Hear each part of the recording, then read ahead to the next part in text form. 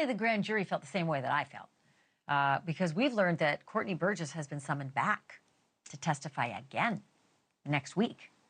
So it's a good time to bring in Ariel Mitchell, Courtney Burgess's attorney. You saw her sitting beside Courtney on the air. Hey, it's good to see you again, Ariel. Boy, this is becoming a frequent visit that you and I are having. So talk to me a little bit about Diddy's team's reaction, because, man, did they ever...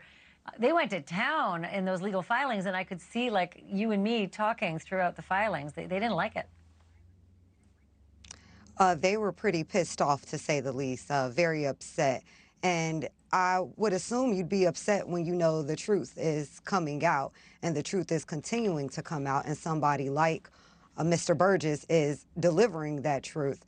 Mr. Burgess actually told me that he believed that the purpose of that gag order letter that was written by Mark Agnifilo on November 3rd was because Diddy knew that it was Courtney who was bringing this information and said, well, he finally got me where he wants me. So we truly believe that not only Mark Agnifilo, but also Sean Combs is very much so aware that the things that Courtney has talked about and said he witnessed, and the things that were on the flash drives, including the book, as well as the other videos, were definitely of real events and things that had happened. And that is the last thing that Mr. Combs would like out about him, is these factual allegations of things that he has done and that he knows he's done. I should make note that the book is purported to be Kim Porter's manuscript turned into a book that apparently is on these flash drives. So, big question. Your client, Courtney Burgess, has been asked to come back on November 12th before the grand jury again. I know he told us it was not a good experience the first time. He felt like they were making him into a criminal. He said he just wanted to help the victims.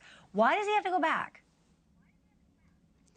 Well, we have to finalize the testimony. So I do believe we may be able to waive our appearance in that, where Mr. Burgess might not actually physically have to come back, but there was a rider attached to the subpoena that requested certain documents and videos and evidence that Mr. Burgess had talked about in his interviews prior to the grand jury subpoena, and part of what he was supposed to bring. So they just need to bring that to completion, and that's the purpose for us possibly having to testify further. Makes sense.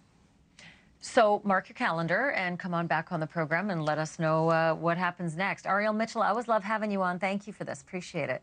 Thanks for watching. Go to joinnn.com to find News Nation on your screen. And don't forget to click the red subscribe button below to get more of News Nation's fact-driven, unbiased coverage.